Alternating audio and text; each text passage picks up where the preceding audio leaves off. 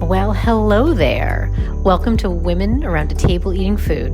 We're Nick and Jen, therapist and writer, partners in crime, and lifelong best friends. Around here, WTF means what the food. And it's our excuse to go deep, get real, and share the kind of messy conversations that usually stay between us and a plate of something delicious.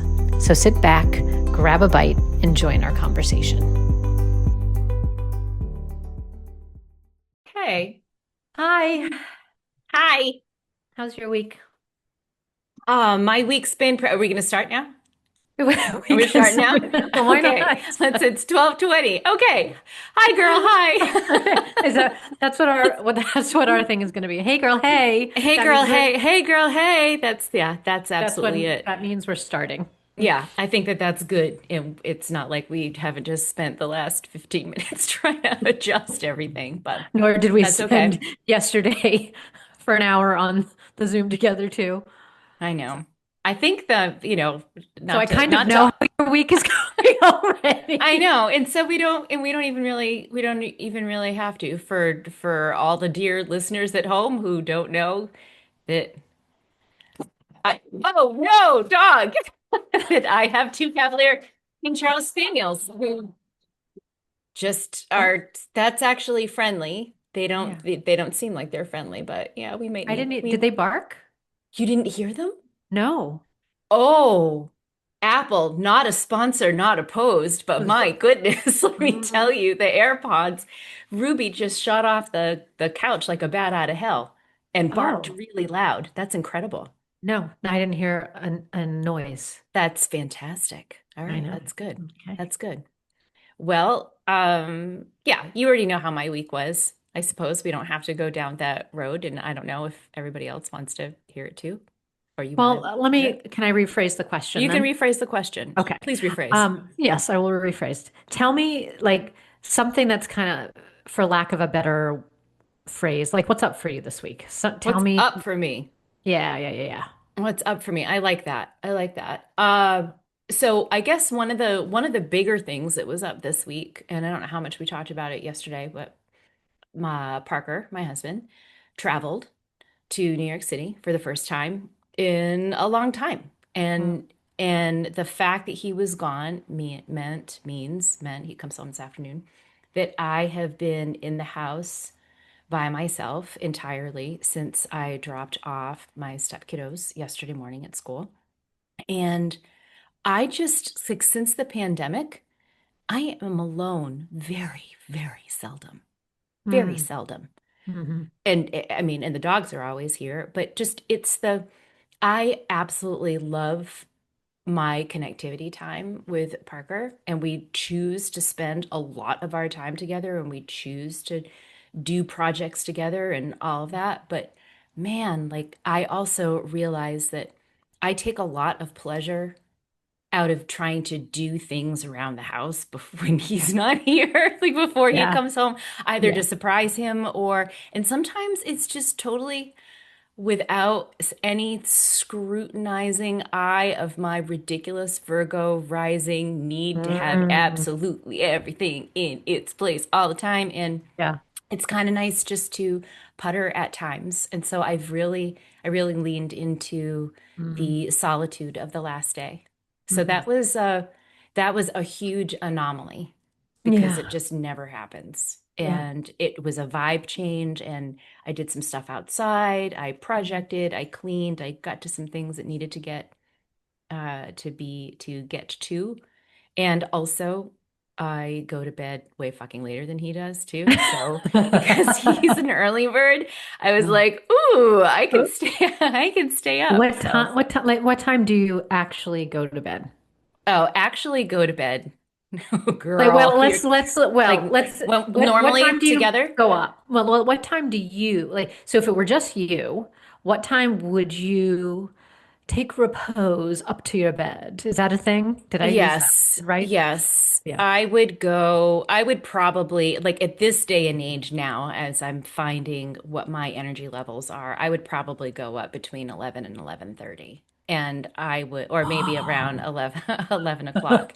Back in the day, girl used to, there were nights when I would I could be up all night long and not even on deadline. Wow. I mean, being a journalist, I've spent plenty of all night Wow. nights doing work. But I like for fun or doing a project or taking apart Yeah. a closet and or cleaning the spice rack or doing bullshit stuff that doesn't need to be done at 2 o'clock in the morning. I'm also very much my mother's daughter. Yeah. And my mother having still 40 as of tomorrow 48-year-old developmentally delayed human being living in the house with her. Very often her Mm. quiet time comes after Erin goes to bed, and so my Yeah. mother has cultivated a personal culture of lateness and Yeah. not needing a lot of sleep. Mm. And I'm fortunate that I don't need a lot of sleep. Uh, but that doesn't mean that that's good for me. And I don't do that. Like, I don't do that anymore. I mean, Right. certainly we've been married 9 years. Like, Yeah. I haven't But had so too at what many. time does Parker like to go to bed? Oh, I think he would go to bed between 9 and 9:30, left to his own Mm. devices any day of Yeah. the week. Yeah. Keeping in mind that with kids and with dogs and schedules and whatnot, very often, I mean, before the kids like to go upstairs a lot earlier now, but we would normally it was not unheard of for us to not even see one another or really sit down together after making dinner, cleaning up after dinner until 8:30. And then you figure if Wow. you're going to bed at 9:30, you have a sum total of an hour together during the Right. daytime.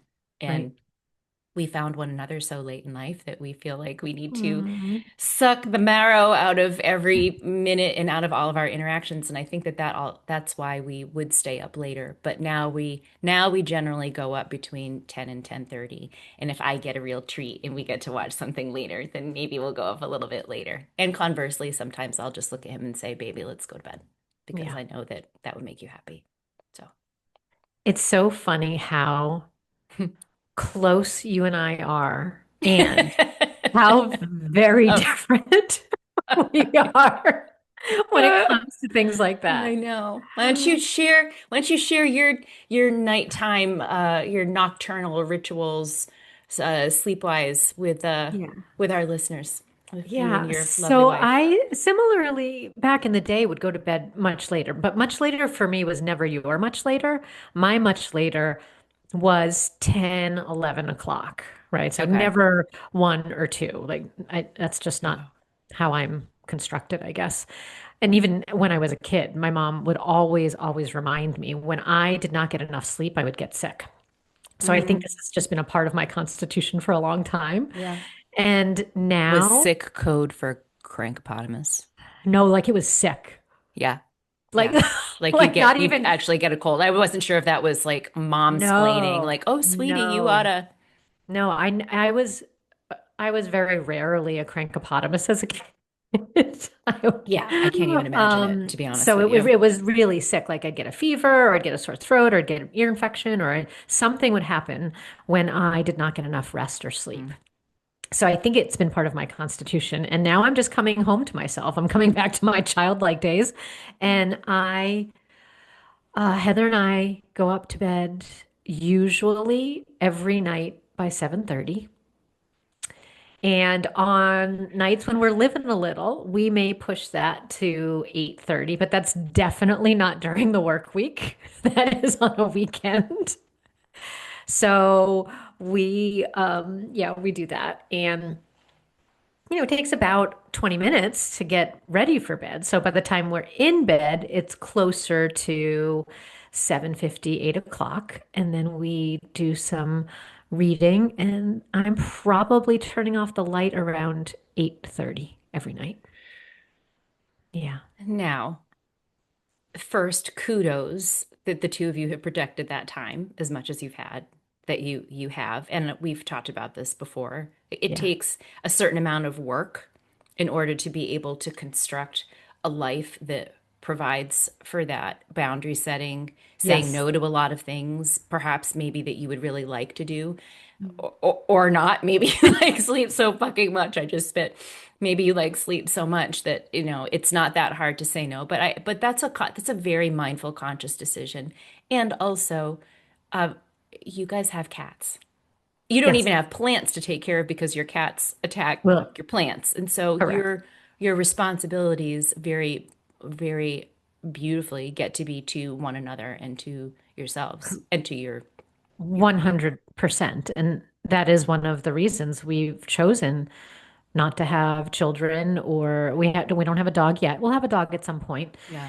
Uh, it's That changes things. That is true. But you can also, just like a baby, you could get the dog on your schedule. If the dog goes Of out course. Of last course. last Yeah. pee pee time at, Yeah. 7:45 We've never, or and we've neither one of us have felt like that burning desire to have children either. So it's not just the selfish concept of I'm not having children because I want to go to bed. And but yeah, so we are the same like that though. So it hasn't been a lot of negotiation or anything like that. I yeah. don't want to stay up later. She doesn't want to stay up later. We both get up early in the morning at 5 o'clock. So there's such Yeah. similarity there. I used to get up later though. She used to be the early bird getting up before I I did. remember. And then something switched in my, I think, what do they call that? Your chronotype. Yeah. I think Yeah. something switched in that for me as Hmm. I have started to go through perimenopause. My chronotype has kind of changed a little bit. And so Mm. now I wake up at 5. And when we joke, like, oh, we're going to sleep late tomorrow, don't put on the alarm. That's maybe 6 o'clock at the Yeah. latest. Yeah. I am waking up earlier as well, but I'm not getting up. I mean, we do a whole fucking show about, waking up at 3:10 or 3:40 or then like the very real issue of trying to get back to sleep or whatever, but I would get up earlier. Parker just loves his sleep so much that when I even whisper, maybe we should get up at 5 o'clock to start doing whatever the thing is. It's just, it's not, it's, I think that he is already so sleep deprived because he is married to me that that Yeah. would just be Yeah. even worse. And so Mhm. we don't have an overt push pull about it at nighttime. I think and baby, this might be news to you as you listen to this. I think I kind of do a little bit of a mental tally in my head. Mm. Okay, well, it'd be really nice, Jennifer, if you sucked it up and went to bed a little bit early tonight, or made the recommendation that we go and do that, because I do think that generally speaking, along the lines of marriage sacrifices, it's been more of a sacrifice for him in his sleep, Yeah. evidenced by his incredible ability to fall asleep absolutely anywhere. To That's the point amazing. where if he wore an Aura ring, well, if he wore an Aura ring, I think they would see his sleep latency being so short that it would determine that he is probably chronically overtired. Yeah. Yeah. Yeah. Yeah. So, it's all a it's all a thing, right? It's It just is. the navigating the thing. But that was my little, like, my like what's up? Do you remember Keenan Thompson's What's Up with That skit on Yes. Oh, Saturday Night Live? that. What's up with that? But like, so I was just gonna say that was my What's Up with That this week. My What's Up with That was this little bit of enjoyment, Mhm. and and equally, I can't wait for him to come home too. So it's lovely. Welcome home, Parker. Welcome home, Parker. So Love that. what's up with that for you this week? What's What up, was up? what's up with What's that? up with that? What's up with that? What's up with you? Oh gosh, so Maybe many that I things didn't know. that you didn't already know. Gosh. Good luck. I mean, I tell you everything, so I Mm. don't know. This might be a little bit of a repeat, but what is up for me right now? I'm the vice president of my HOA. She says, Because everybody signed up for that. Everyone rose their hand yeah. real quick, right? Oh, you're such a Yeah, good with girl. the chagrin. And we just finished up replacing all of our roofs. I know I told you Mm. that. That has been so, I didn't realize when I decided to take on this task that it was literally going to be another job to Yeah. do. And we're a small community, so there are only 11 homes and things like that. But it is such a task Mm. to do these things, to manage the finances, to get everybody all lined up, get the contractors to take care of the homeowners in a way where they feel cared for and seen, while also doing what is in the best interest of the building itself, the buildings themselves. So that finished up last week, and so this week Mm. I have felt that kind of Whoosha. Yeah. Was it Exhale. noisy for you? It wasn't as noisy as when they did our roof, Yeah. I thought somebody was going to fall through the roof.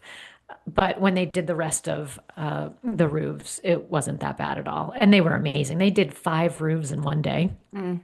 Seki Construction Inc. Highly recommend. Highly recommend. You So said some really nice things about your project manager as yeah, well, the gentleman who was yeah. working with you directly. That's so Yeah, good. Mundy was just, he was an angel. He made the process so much easier than it could have been. So I feel lighter. I Later. feel refreshed. So then I can concentrate on things like which non-alcoholic beer am I going to try this week? Fantastic. So, What a fantastic segue, my dear. Do we want to tell dear listeners about the awesome thing that you took a photograph of earlier in the week that I'd never heard of and looked so tasty? oh, the thing that I have right here. I know that Oh, those who are just listening can't see it, but I made this delicious oh, drink. actually, I wasn't even talking about that. That's Oh, so funny. I thought that you were drinking I thought you were drinking. I was like, girl, you go drinking that pumpkin non-alcoholic beer in the oh. middle of the 12:36 on a Thursday. But no, please talk about Well, I that can tell you, instead. but so the non-alcoholic pumpkin beer that I tried this week I have to was write this by down. Go Brewing. We'll put links in the show notes to these things. Whenever we Mm, mention a brand or something we absolutely love, yeah, we'll put things in the show notes because we will only say things that we actually are like. passionate about too. Yeah. So it's Go Brewing. It's there. It's got an F and then a little asterisk, KIN, pumpkin. And so Hmm. I thought it was, obviously it's supposed to be a play on fucking pumpkin, but I guess it's faking pumpkins. Like fake beer, Oh, that's right? cute. I know, I would have gone the cursey route as well, for right? sure. So I tried that. It was delicious. It is more like a Killian's Red type of vibe ale. If you ever drank beer or drink beer and you kind of want a comparison, that's what it reminded me of. Mm, And so what I did, I prefer a lot of hop in my beer. So I took the non-alcoholic Athletic Brewing Company mm, IPA and I did a half and half. mm, Oh, it's just stellar. If you mm, love beer and you love that hoppy flavor, it was mm-hmm, divine. And wonderful for the fall. It feels so mm, fall-like. But the thing that you were at when I thought you were talking about was the thing that I'm drinking right now, mm, which I also took a picture and sent to you, mm-hmm. is this concoction, and I got it from our chiropractor, Dr. Mack, who is excellent also. And it is a pineapple core. So I cut up a pineapple. I put the core in a pot with some water. I added whole ginger root, whole turmeric root, a whole apple, and I'm trying to think if I added anything else into that. I didn't add anything else, and I boiled the shit out of it. Mm-hmm. And then I strained it, and when I'm ready to drink it, I add a little bit of that Acid League vinegar that's got the mother in it, Mm, mm. the one that you The introduced me mother. to, the mother. Mm-hmm. The mother. And it is Say hi to just your such mother for a, me. say hi to your mother. Sorry. Oh, that's a huge snort. I Channeling love it. my inner Donnie Wahlberg. So that's what I'm drinking right now. And it feels like just a nourishing, gut filtering, liver filtering Mm. drink. So that's what I I have. love it. Nick's drinking it. It looks like that's a double-walled Bodum glass. Is that it Correct. as Yes, well? it Yeah, is. that's Yes, it lovely. is. Yes. Now would be an excellent time to I think at some point, I think at some point we should also have a we could have a wonderful conversation about our interest in non-alcoholic things and Yes. sort of especially and I would like for you to drive that. I don't know why my camera keeps kind of Yeah, you're going butting out. blurry. Yeah, Yeah, I'm sorry. it's Hopefully you okay. can still hear me. I don't know Maybe why. I can hear you, so maybe this is just not one that we post on the YouTubes. Oh, there we Oh, there go. you All right. I there you just go. clicked my face, apparently. Maybe Okay. I'm moving too much. I would really love I would love to dive into an alcohol or a libation episode, either one or multiple ones, because your whole life, you were a prolific wine drinker. You Hmm. also were studying to be a sommelier to take Hmm. the test. Hmm. And now you're at a point in your life where you have greatly reduced your alcohol consumption for all the right reasons for health and wellness and whatnot. And I think it's really led you down a path of exciting culinary pursuits to be like, okay, well, I miss this, or if I don't, maybe you do, maybe you don't, but I miss the flavor. I love the flavor of beer. How can I capture that without anything that is going to sort of mess up what I'm doing with my microbiome or all Right. the hard work that you do in the gym day in and day out. And I think that Yeah. that would be a really interesting thing for folks to talk about because at this time where quote unquote alcohol curious folks Mhm. are almost more than 50% the people who drink and don't drink, or you take a look at the younger generation right now that's, alcohol is not nearly the threat to adolescents and to teens and young adults as it was when we were growing up in the Mm. 80s. I think that Mhm. there's a lot of goodness. There's a lot of goodness there Yeah, I if would you'd be love willing to. to. I think I would love to talk all about that because there are so many different reasons why, if you hear anything else right now, I'm also pouring. I have so many drinks around me right now. I'm also pouring some butterfly pea flower as well. Yum.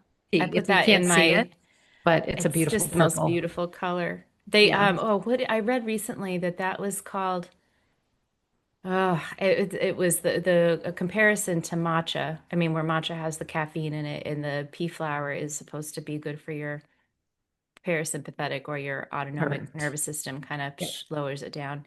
There's Yep. also the opposite to you with the non-alcohol curious. I am wildly alcohol curious all the time and have learned about a beautiful my friend Corey had told me about a gin that is that color of the butterfly pea flower and it's like this bluish indigo that's colored with the with that and I Which don't one? remember the name of it but it's an artisanal gin that's really really lovely. Wow. And as a compliment to your drink, I have a recipe for something that's called tepache, Mm. which I think that it's Mexican in origin.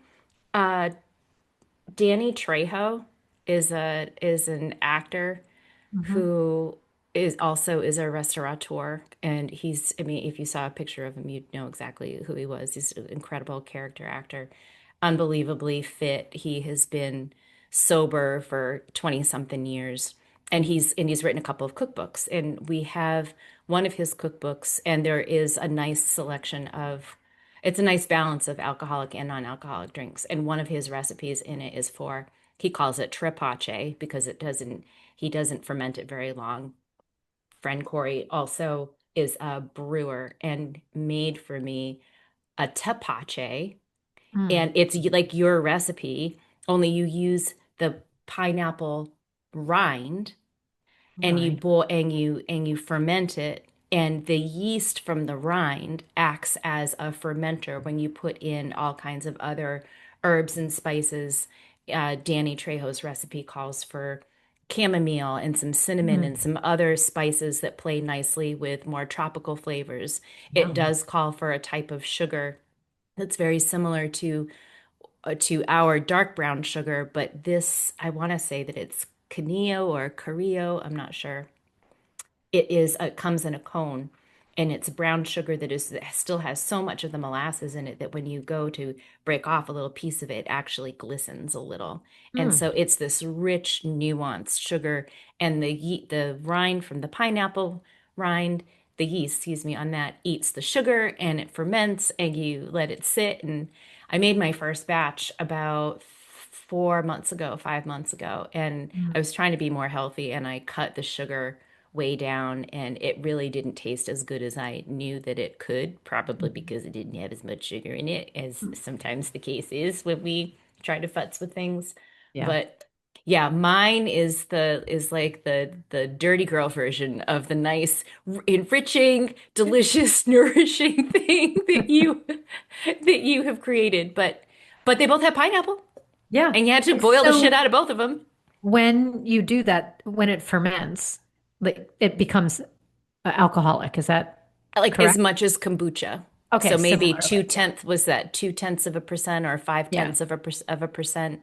Like the Yeah. synergy that you get in the grocery store when Yep. when the man who founded it had to change the labeling to make sure that it accounted for the fact that it actually had alcohol in it. Yeah. But that's about, I mean, you don't feel anything. It's just Right. it's what makes the bubbles. Probably as much as like when I was little, and I should have known that I was going to like libations when I was little, because when the apple cider used to go bad Yeah. and it got all picky. Like it got, Nanny used to call it picky when it used to get fizzy. I thought, Mm. oh, that was just fantastic. That's when I liked it the most. Really? Dad would be like, it means it's going bad, but it's not, you're not going to get sick from it. It's okay. You know, and I had no idea that it was actually, it was fermenting. And I thought that it was in its finest form at that Mhm. moment. Little did I know that there was an entire industry called hard cider that existed once I became of age Who to be knew? able to drink that on the regular. So that's too funny. Yeah. Well, it makes, when you said that and you said nanny, um, it made me think of our grandmothers. And that's something that we talked Mm. about in the first episode, Hmm. was that so much of our love for food and being around a table and anything related to food or drink or Yeah. holidays or what have you has been influenced by our grandmothers.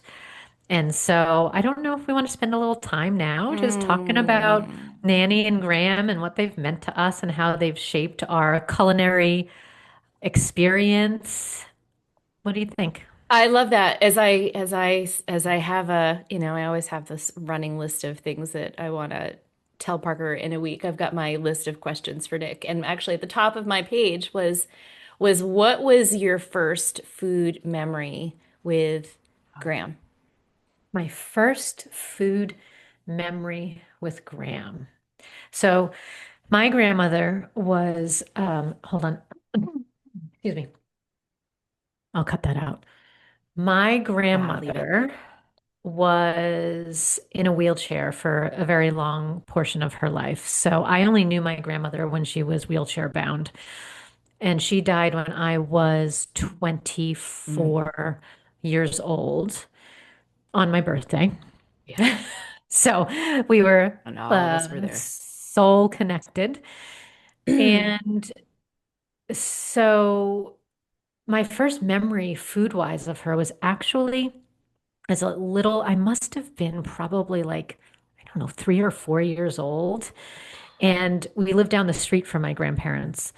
And when my mom or my dad had to go to work or do something early in the morning, they would drop me off at my grandmother's house and she'd still be in bed, in her adjustable bed.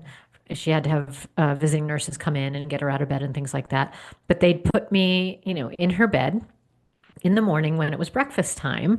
And I would sit in between her legs, and she had a little TV tray on the bed. And my grandfather would bring in a cup of black coffee and a piece of like buttered toast or a butter or a bagel with something on it. And so that's not very extravagant from a culinary perspective, but that's my first food memory of her going way, way back, is that Mm, we would share that moment together in the morning of her having her bagel and her mm. coffee in bed that my grandfather would bring, and I would get half of it, and it was a special time. And looking back on it now, what would I give to continue to do that? But Ugh. um, so that is the first food memory. However, my grandmother and I spent so much time, this, in the kitchen. Yeah. And I just watched her. I watched my grandmother move around the kitchen in her wheelchair and cook up these phenomenal Italian meals from scratch. When she couldn't reach something in the pantry, she had this big long thing that we like jury-rigged and is it jury-rigged or jerry-rigged? Jerry rigged. Thank you. That's That's why okay. I only know that because I had to look it up recently because I was having to write it down. well, you're a journalist too, so that's Yeah, why you I know. ask you. So You said jerry rigged? Jerry. Jerry. Jerry rigged this thing to pull things down from the cabinets or grab things out of it. And so I would just follow her around and watch her. I'd watch her make chicken cutlets. I would watch her make her own sauce. At the holidays, we would do a bunch of different Italian cookies and pastries. And Mm-hmm. I think, do you still have Did the cookie gun? Oh yeah. Oh Yeah, yeah. I yeah, love that thing. The cookie yeah, press. yeah, the Yep. cookie press. And so Did you do the Feast of Seven Fishes on New Year's Eve, Christmas Eve? sometimes, not always. We did it sometimes, but we were such a big pasta and eggplant and chicken parm and all of the that sausages and Mm. the meat sauce that like had every kind of meat in it that you could think of. And so what I remember most is just following her around and being her little sous chef from the time I was very Mm. little, and then taste testing. And Mm. when I would ask my grandmother for recipes, she was, it's just a little bit of this, a little bit of that. Just a, like, Classic. I'm like, what does that mean? And so, but that's how I cook. Yeah. Heather will ask me, I want to make this thing. Heather, my wife, I want to make this thing. Can you tell me the recipe?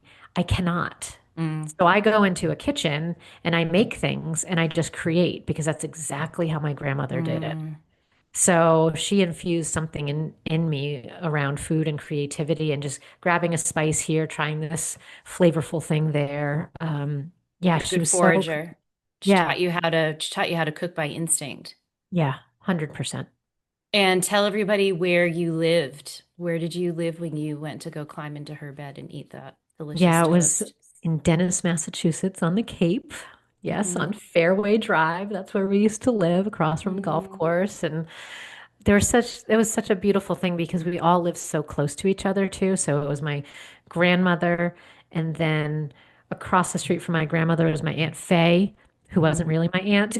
We called her Aunt It's all right. Faye. We love those. We love those aunts. Those are the best ones. Uncle Romeo and Aunt Faye, they were Mm. not biologically related to any of us, but that's who they were.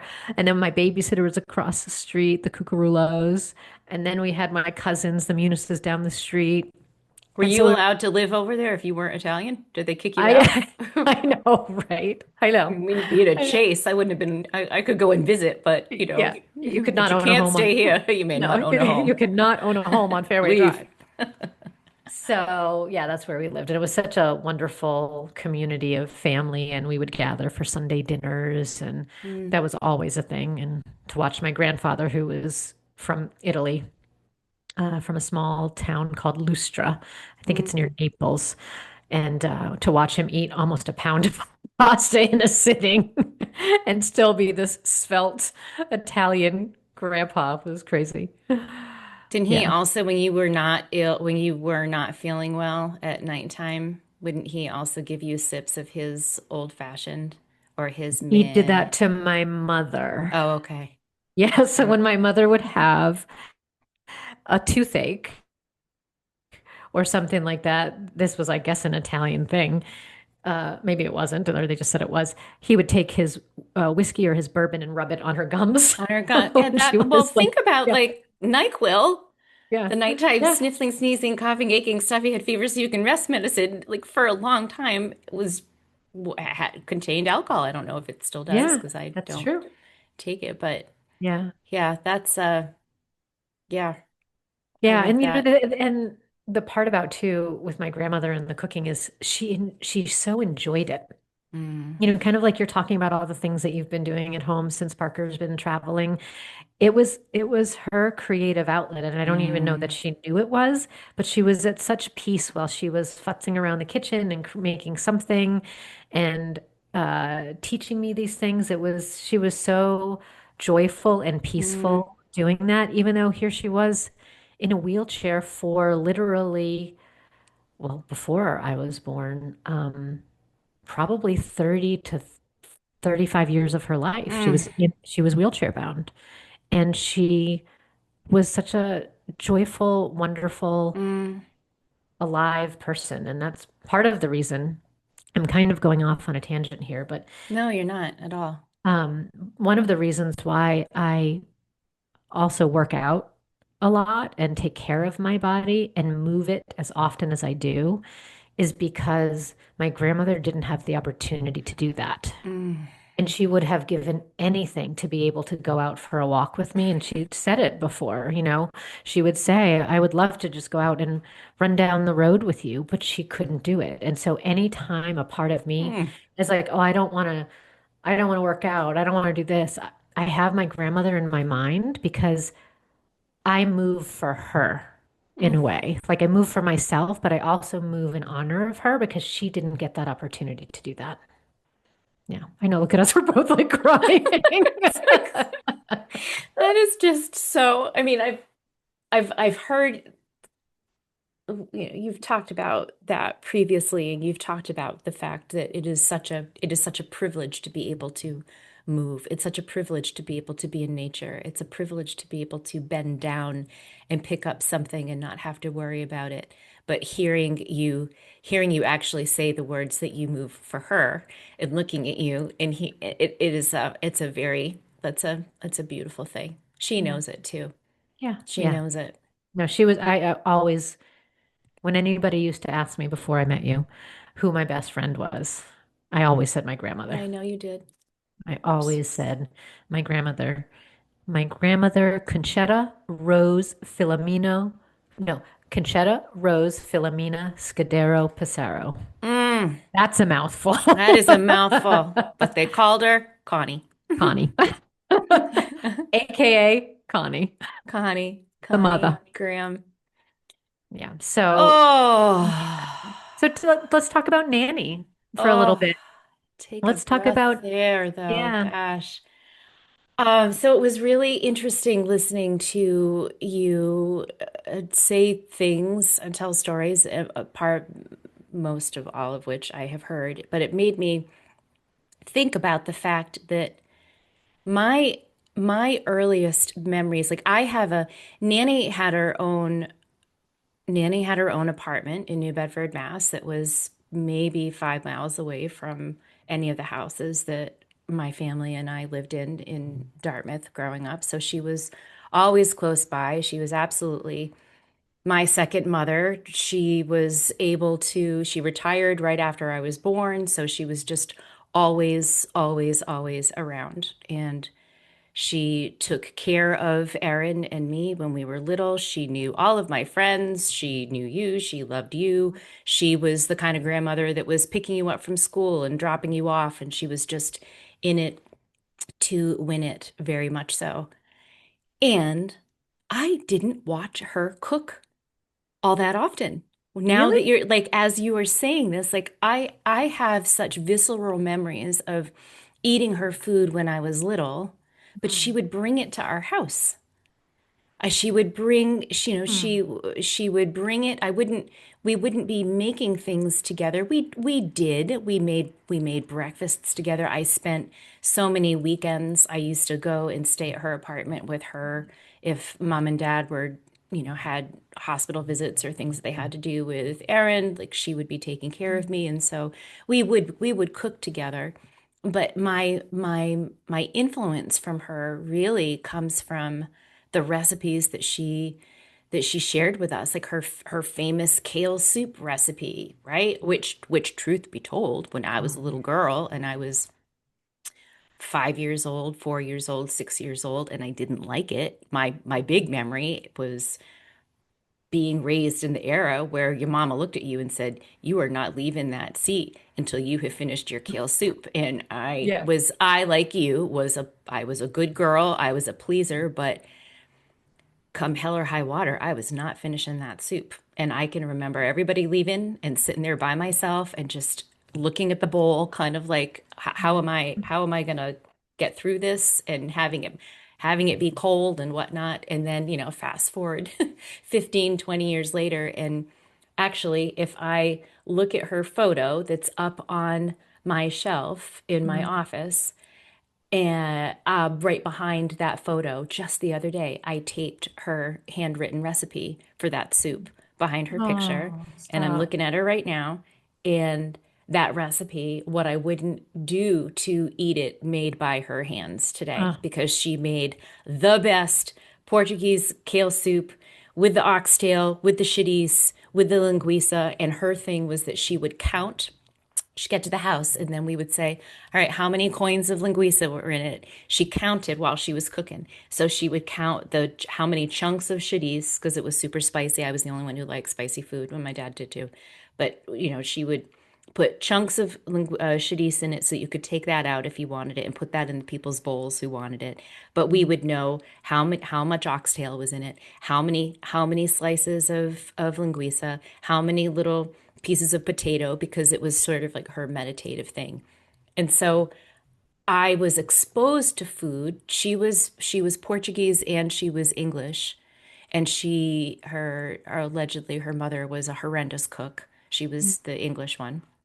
And Nanny,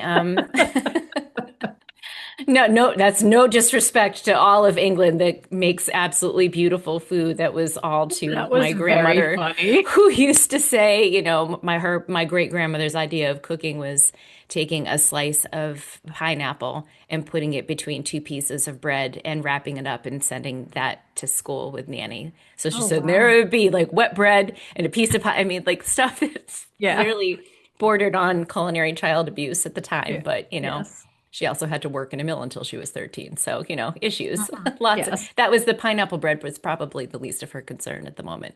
Yeah. But she introduced me to things like bacalhau, salted cod, Yep. and kale soup, and putting allspice in a tomato sauce, which I would never have thought of, in different soups that she would make. So that was really, or her bread puddings, or she'd make homemade tapioca pudding. It was the first time that I'd ever had it, where she would beat her egg whites and her egg yolks separately and then fold them in. So the tapioca pudding was just like a cloud when you would eat it. It was Yeah. beautiful. So those are my memories of being excited for her to come to the house with the thing, with a pot, with the pan of raisin bread pudding, Mm. all of those kinds of things. The my ability to cook, and my mother is the baker in our family. I Yes. won't order a pie, I won't order anything with a crust that from any place, because in my mind nothing compares to these beautiful delicate little mincemeat turnovers that she makes every Thanksgiving and Christmas, or for my birthday if I ask. They're so beautiful and light. And her apple pie, or any other pie that she makes, but really it's her apple pie that's so stellar. But it was my dad.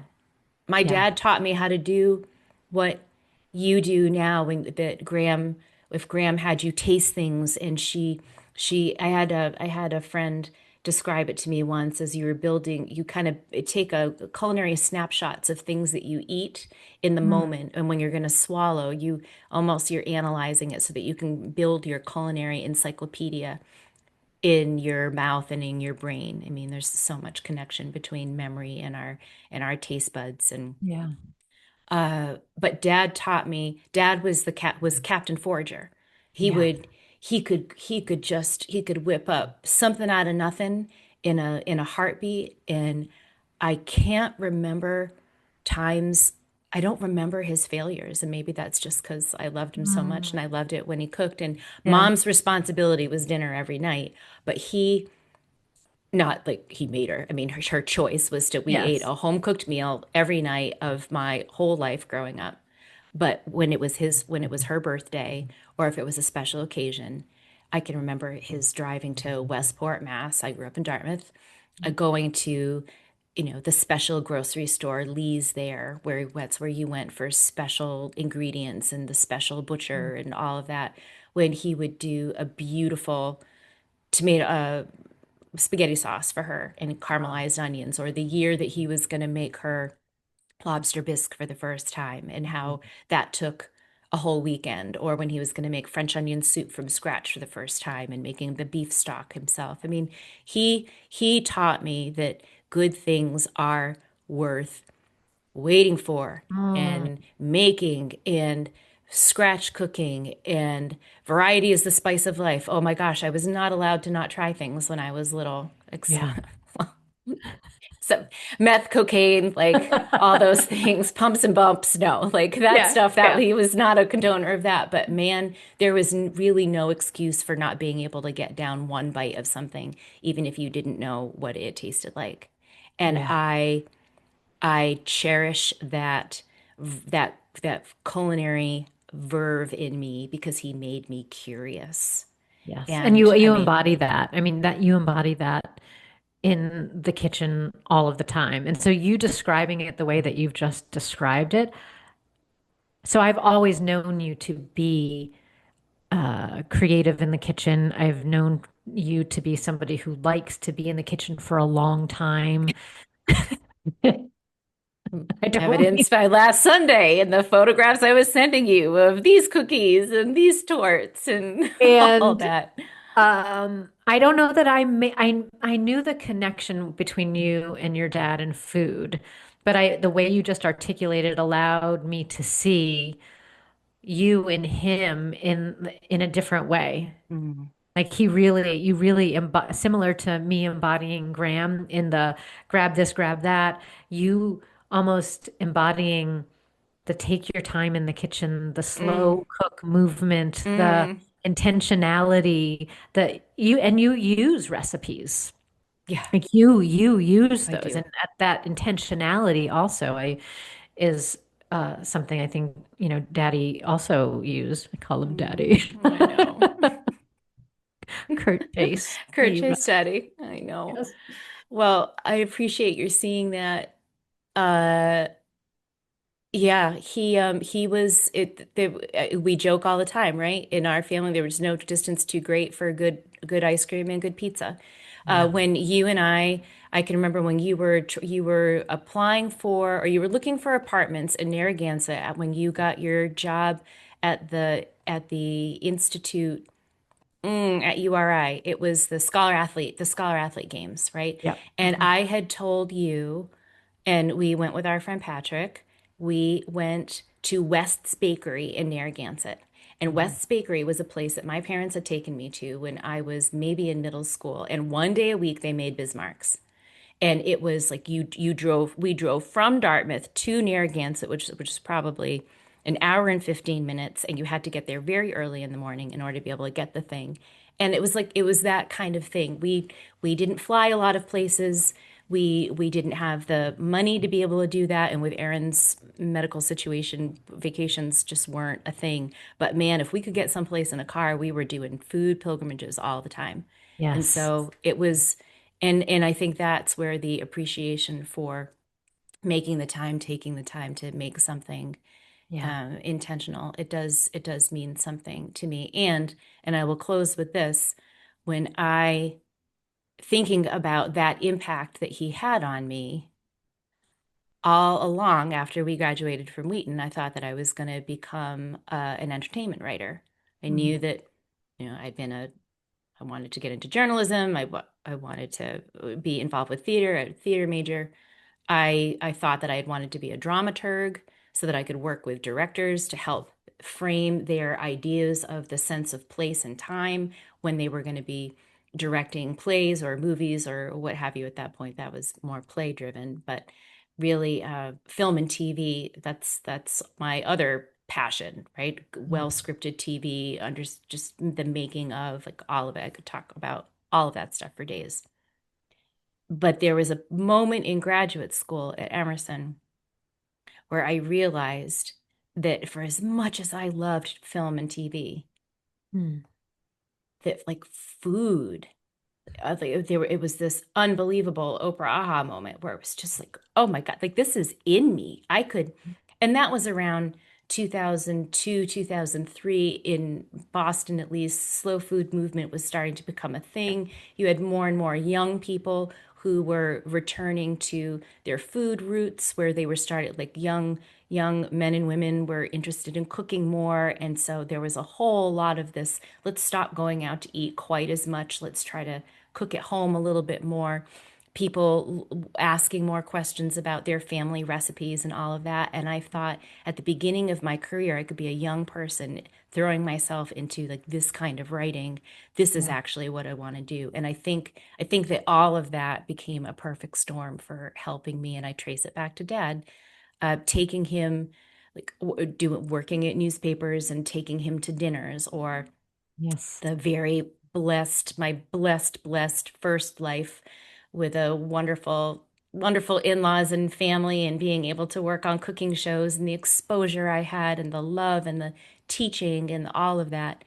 It just, all of that I got to share with dad, and conversely with you, because Yes. I didn't have anybody in my life who loved food as much as him other than you. And so Yeah. taking things to you, cooking with you when we didn't have money to go out, how we would hang out at your apartment and we would make the new things, or, just whatever it was. I mean, we were resourceful, and it all goes back to him. It all goes And back to him. I'm smiling as you continue to talk about him, and because before when you were also talking about the shouldas Linguiça. and the Luisa, and when your dad would make us pizza, and every pizza that came out of the oven was, anybody want linguiça? We got linguiça. And then I'm thinking, okay, I already had a piece of linguiça. I'll see what's next. We got linguiça pizza coming out. I Nick, you want some know. linguiça? And then I'd be like, no, no, Kurt, I had that. And then I'm thinking, okay, there's going to be something else that comes out. And we got another linguiça. I don't know what the deal was.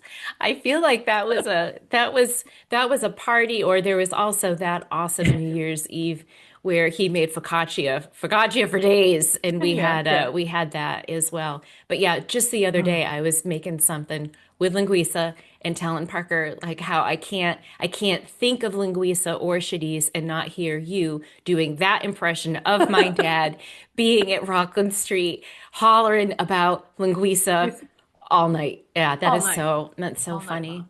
That's Yeah. so funny. There's Yeah. so many, honestly, so many memories I have with your family that just, I still roll. I still roll on the ground. And I'm just thinking, you mentioned Erin a couple times, and your sister is Mm, such a delight. Like, mm, truly a bundle. I know that she has her bad days, but when I get to see her, she is a bundle of love and joy and well, you're affection you're a favorite. and That helps. And your and wife.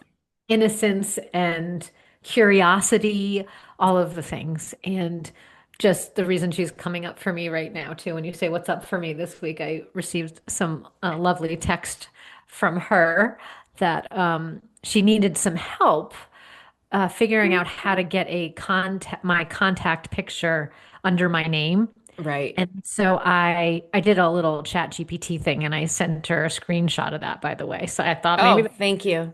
yeah, but I don't know that it actually landed, but that's okay. Then I sent her a picture of Heather and I. Um, that I said, you can add this. It's Heather Waxman and me in this picture. You can add it to my contact. She calls Heather Waxman, and she calls Heather me Nicole Waxman. O'Brien. And Okay, she still can't say my last name. We joke all the time with my mom. Well, my mom jokes that I am Jennifer Chase Cohen, Coehen, or Cohen. So yes, I am Cohen. She you're cannot Cohen. say Corwin to Cohen? save Okay. her bloody life. But yes, Jennifer I Chase digress. Cohen. Jennifer Chase Cohen. So I sent her the picture, and she's, asked how do I add it? And then she said, my birthday is on this Friday coming up, and today I went to the dentist, and they put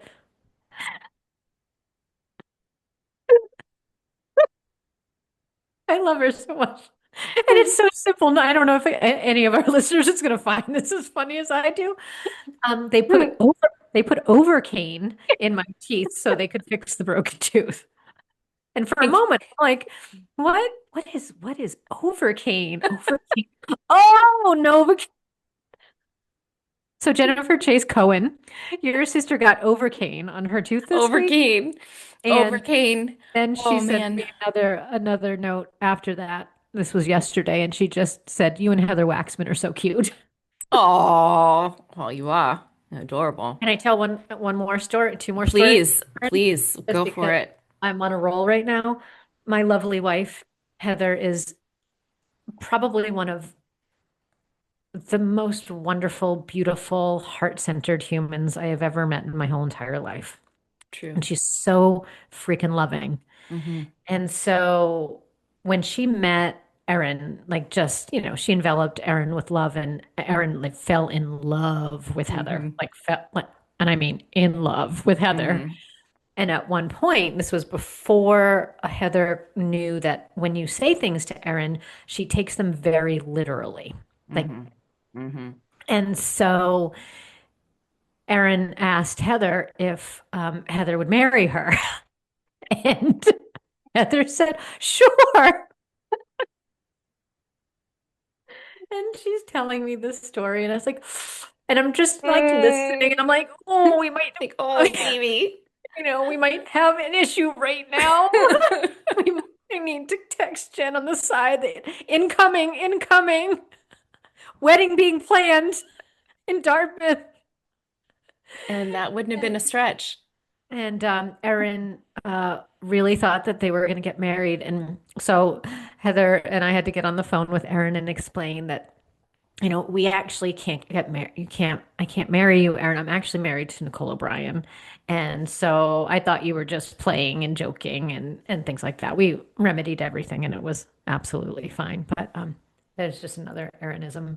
And then the last one I will tell for now was when my former spouse and I came over to your home and Oh, dear God. and to Erin. And if I need to edit any of this out, you just say the No, I word. think, no, honest to God. I mean, there are so many. I mean, Erin Chase for days, right? Um, we came to your house, and Erin was coming back from her gynecologist appointment, and she comes in and she says, "Hey, anybody want to see my speculum?" And I guess your gynecologist gave Dr. Erin Pearl, Dr. Dr. Pearl, Pearl. Dr. Pearl, who is an angel on earth for so many reasons. But yeah, Erin, it was a clean, unused one. Correct. That's what I was going to say. It's like it was wrapped. I was That, it was an unused speculum that she brought no home because speculums were harmed in the telling of this story or in the burning of your ears, dear listener, if you just listen to that. But yes. oh, so that Yeah. just brings me such Hilarious. Yeah, Erin's always good for the saying the thing that you yeah. don't expect anybody to say, which is phenomenal. Yes. Segue. I will be seeing her tomorrow night. We will be Yes. going out to celebrate her 48th birthday.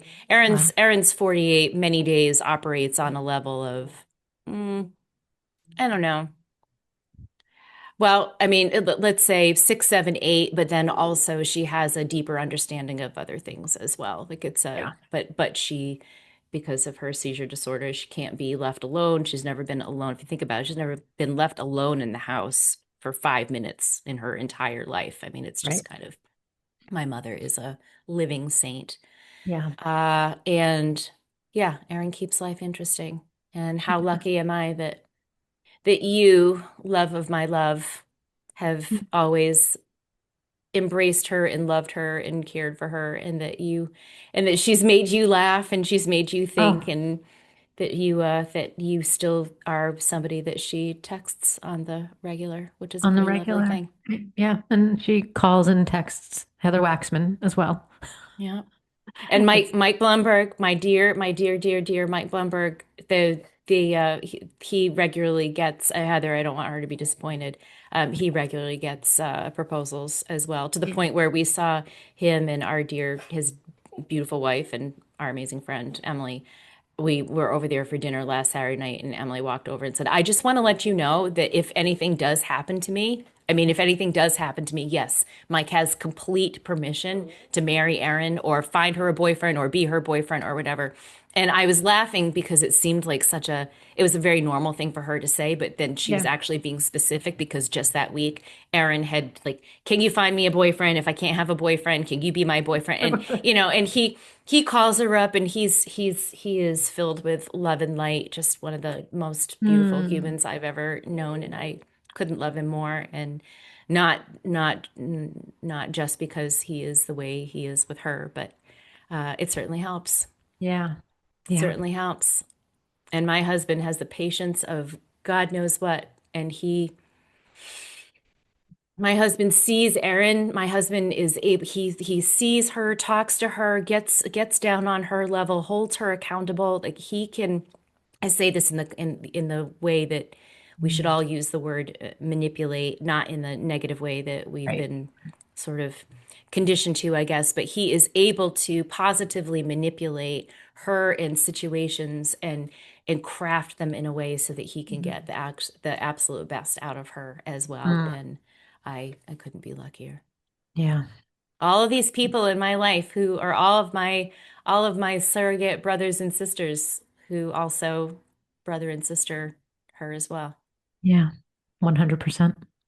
And I'll bring that to food by saying there's nothing on the planet that gets Erin more angry than teasing her about food, or she Mm. has no sense of humor whatsoever. You cannot say like, "Oh yeah, well I ate the last piece of pie." No, you didn't. I mean, it can Oh, oh, it could go the number of down. times my mother has said, "This family fights about food more than it fights about anything else." And if you want to get your sister upset, you just tell her that you're not going to get her a Dunkin' Donuts coffee. You just see how that you there is no sense of humor about food at No, all. no, Nope. no, we don't. We don't. Can't joke about that. No, speaking of food, can I transition a little bit Yes. here? Yeah. Um, is there anything food-wise right now that you're absolutely loving? So I feel like it's been like bachelorette week here at the Chase Cohen household. Just Um, go. Jen Chase Cohen here. So having, and God knows, like we scratch cooking all the time during the week, all of that. But the knowing that I wasn't going to have to cook, Parker made two baller recipes last weekend for me. A beautiful uh, white a white bolognese over fresh gluten-free pasta from Mhm. Lily's Fresh Pasta in Everett, Mass. Not a sponsor, not opposed. Not Family opposed owned at from the all. middle of the 1980s, and they're just wholehearted and make beautiful artisanal pasta, which we happen to have some.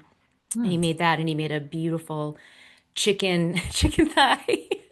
Bone in, skin on, roasted chicken thighs with Oh, fish my butter sauce. I favorite. know, your favorite, filled with vitamin K and very good for the bod. Yes. What we had that, but I didn't want to eat.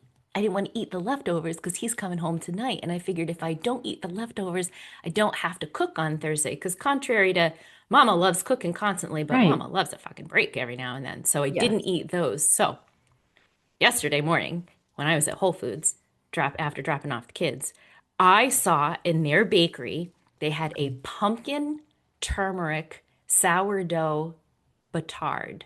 What? Yes. I'd never seen anything like it.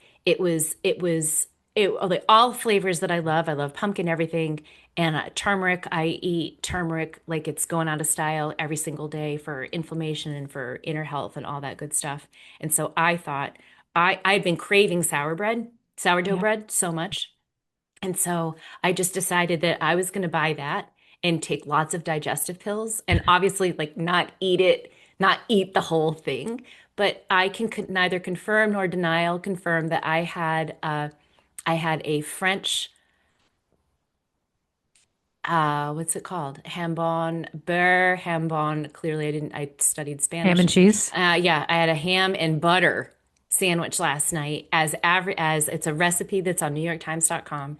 And I just wanted it for me because Parker's not so much into that sandwich. And so I took my batard and I took very two thin slices and I put room temperature salted Kerrygold butter on it, slathered it on with freshly ground black pepper mix, but has pink peppercorns because I love pink peppercorns and salt and special farm bought a French ham, two thin slices. I ate that for dinner, and I have a chicken open-faced chicken sandwich. It's been sitting over here since the beginning of this recording. I was too afraid to eat because I was like, I'm gonna just drop this all over my lap and I'm gonna look ridiculous. So I actually have that beautiful batard again with some roasted chicken on it. So yeah, Wow. right now apparently I'm all about this bread, and I'm gonna have to fucking freeze that little Wow. son of a gun That because sounds I could eat amazing. it. It's so simple. Like I know that probably does not ring your bell on many, many levels. And I do not eat, gluten's not my friend. I don't eat a lot of bread at all. I'm very judicious about when I eat it. I know. And however, it was just such an interesting loaf, and I could just imagine that somebody's thought to add the turmeric to this loaf of Yeah. bread that was Yeah. just so genius. It's Yeah. a lovely hue. So yes, this loaf of bread, that's what I'm into right now. In any Wow. way I can shove it into my face. This loaf of bread. That sounds amazing. No, I'm a, if I could eat bread every day, I would eat it every day. Like if I could, As would I. Yeah. I would. I just can't. But that's okay. I can vicariously live through that description and taste it Mm, in my mouth. I'm telling you, you'd love it. How about you? So this is, again, you're gonna laugh when I tell you what's been floating my boat lately. No. Have you seen in Whole Foods the organic sugar cone cabbage? It is a Not what I cabbage. thought you were gonna say. I know. It's a cabbage that's like this. It's like a Yeah. cone. And I think it's called, I think it's sugar cone or sugar cane. I think it's sugar cone. And it is tender, so it's not as fibrous as some of the other cabbages. It's Mm-hmm. super, super tender and soft. And so I have been slicing it very, very, very thin and making a salad with that and some purple kale. Ooh. And today I put in some blackberries, some balsamic Mm. vinegar, really nice olive oil, salt, pepper, and some rotisserie chicken. Mm. But this cabbage, oh my goodness. I've never seen it before. I've never heard of it. And it is so, so good. And you know how sometimes cabbage and Brussels and like stuff like that can cause a little bit of the gaseola going on? Yeah. Yeah. This is just it's not like that. I'm It- as a cabbage lover who is not loved back by yeah, cabbage, yeah. I am wildly intrigued by this type that does not cause the typical cruciferous Yes. problems. It Yeah. sounds delicious. It's amazing. So that's one thing that's like one thing I'm very into right now. It doesn't sound as exciting, truthfully, as your bread, but that's okay. Oh, yeah, but Other thing that I'm loving, but I've been loving this for a while, and I know I've told you this, but I'm using a different protein powder with it, mm. is my Ninja creamy ice cream Oh that my I God, make when every you make night. this, it's so good. But so I've been avoiding the cow's milk whey protein just because I've got some like little allergies to cow's milk. So I'm just taking a break from it. Mm. And but I've started using goat milk whey Okay. in my Quay. whey. Naked Goat is the brand that I use. Again, we'll put a little link in our show notes. I do the Naked Goat um, chocolate whey. And I put that in my little Ninja creamy thing. And Mm, so it's 2 scoops of the protein powder. We put a scoop of powdered peanut butter in it. mm, We do almond milk, just fresh almond milk. And then we do a little bit of cocoa powder, vanilla extract, and then I put in a dash of maple syrup. mm. It is the creamiest, most delicious ice Will you cream. please make it when I come? I will absolutely. I will make Amazing. it, and it's the whole pint.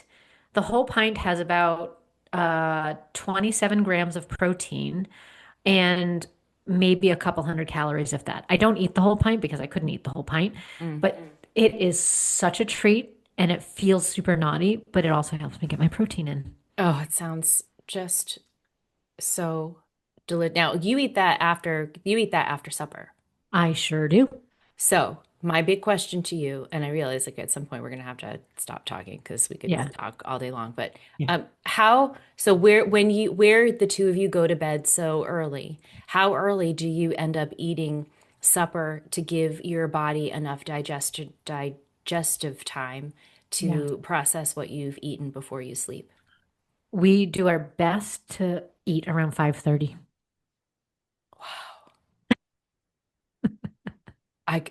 I, I can't even, I'm so impressed by what you, sorry, I'm getting a call.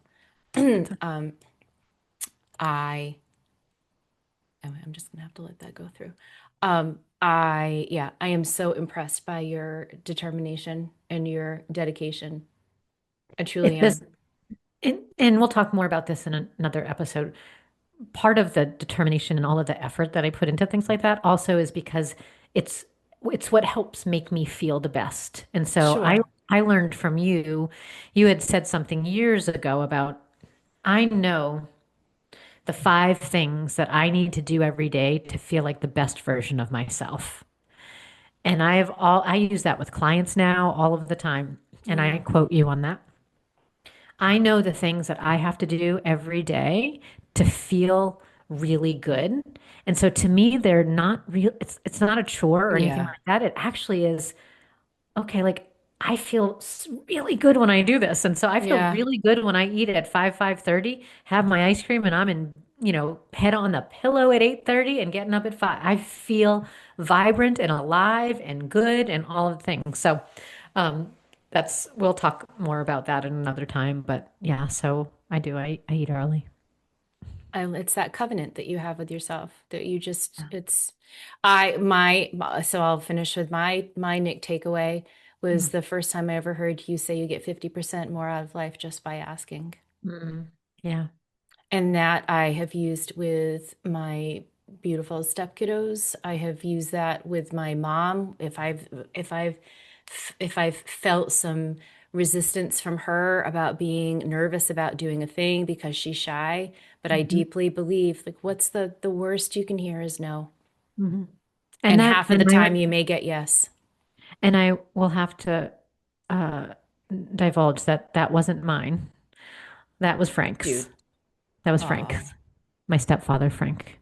May he rest in peace too. But that was his. He said that to me early on, probably when I was 12 years old. He said that to me, and it stuck with me ever since. So I just passed it on. Well, I don't know that I don't know that I knew that that was him, but really it's you, but it's kind of like when you make a recipe for umpteen Yes, million times, it can, if you make a few tweaks to it, it can be yours, but correct. that's, Yes, and you're an extension of him anyway. So, yes. Yeah. what a perfect way to come to a close, girl. Talked Yeah, about all the girl. people, all the things. So Yeah. nice. It's so nice. So, Um, yeah, we have so many more things that we're going to talk about. I think again, what I notice is we scratch the surface in certain areas. So I it's know. a little ping of like, okay, let's put a little pin in that and we'll talk about that in more depth. We have some wonderful guests who have agreed to come on Mm, our podcast coming up over the next several months. yeah. I don't know if we want to tease those or we want to I think you could wait. certainly, if you wanted to. Okay, so we will be having an amazing astrologer come on, Danny Beinstein. She is Mm, based out of Tennessee, and I've known Danny for I don't even know how many years now, probably mm, 7 or 8 years, and she is so phenomenal. And we'll go into all of the things that Danny's done and her training and when it comes closer to that time. We also have a former WNBA star coming on the podcast, right? Chastity Melvin, and she and I played basketball together in North Carolina. We were on the same AAU basketball team. She was my center. She went on to the WNBA. Needless to say, I did not. And you came on to WTF. So there That's you go. right. That's Right. perfect. And so Podcast hostess. Chaz is doing a lot of great things out there now. She's a commentator for women's basketball, and so we're going to talk with her about her trajectory, and she's in this midlife time frame as well. Mm, And who else am I? We're going to Um, have Ms. Amy Cool, who is going to be joining us. Amy, if I know correctly, she was the head of the Macy's Day Parade for 20 years, Something almost like 30 that. Yeah. years. So Yep. we're Yep. gonna we're gonna bone up on our Miracle on 34th Street knowledge because we're gonna just find out whether or not the reality matches what the story is and whether or not she had any crazy experiences with some Santa Clauses. And she's Yeah. also very luckily, she's your neighbor, which is pretty Yes. fantastic. Yeah, which is super cool. And then we have Sally McRae, who will be coming on the podcast Yep. at some point. And for those of you who don't know Sally, she's Yellow Runner on Insta, and she is a professional Nike athlete. She's a ultra runner, trail runner, and she was actually my coach as well for a short Mm, time when I was running marathons. And Sally is the embodiment of love. I was trying to think of mm, how to explain Sally, but that is what she is, and she is probably one of the best humans on the planet. mm. And I can't wait for her to come on. And I was thinking about what we would want her to talk about, and really like what are some of the life lessons from an ultra runner that we can take into Yeah. our life, and just the resilience that Sally has embodied over the years. She also has a podcast, this Choose Strong podcast, which is wonderful with her Mm. husband Eddie. So anyway, that's just a handful, just a little smattering Well, and of we were so that. grateful to have Lisa Maximus on with us recently, which was Yeah. phenomenal, talking about we've got a through line of strength and a through line of Oh, resilience and a through line of how do we hit longevity? How do we increase our longevity? How do we stay relevant? There's so much to it in so health wise as women professionally. Before we go, I feel a real calling to talking about longevity and keeping things going. Ironically, we have the nickname of WTF for mm, our what the food, our women around a table eating food, because it's just so much more fun to say WTF. But we want to, or I would love to, we would love to acknowledge Mark Maron's incredible run on the original WTF podcast that I mm, think we were reading this week was on for about 15 years. yeah. Parker had shared with us a story from NPR about what the actor and comedian was able to create at the beginning of the podcast era and all of the people that he had on and all the conversations and just what he was able to contribute to this space at a time when everybody was just a baby podcaster back Yeah. then. And he's transitioning on to doing something else with his creative partner, whose last name I believe is McDonald. I can't think of his first name, but Mm. if Mr. Marin's out there and he happens to be listening to another podcast that's called WTF, and he's wondering to himself, WTF, WTF. We wish you total well and happiness in whatever the next chapter is. So I there you echo. have it, There right? you have it. That's a wrap for today, The right? wrap. You got Well, I it. want you to go eat your chicken, open-faced chicken. My dried Yep. out open faced chicken sandwich. That was too much of a wuss to eat on camera. Yeah. Although I ate soup and that was pretty dangerous. So I don't All know. good. And I'm I gonna. did eat a tiny piece of bread before we started because I had a Oh, feeling I was going to do this. So, and I had some bone broth that I was sipping too. So beautiful. there you go. I love you. It was so I good to love see you. you. I love you. I love you. Thank you so much for I'll this see you journey. soon. You got it, babe. Love you. Bye. Bye. Well, that was delish. Thanks for pulling up a chair with us at Women Around a Table Eating Food. You can find us here bi-weekly, so if you love today's conversation, hit follow wherever you listen to podcasts. You can also find us on YouTube or Instagram at Women Around a Table, and share it with a friend, because there's always room for more at our table.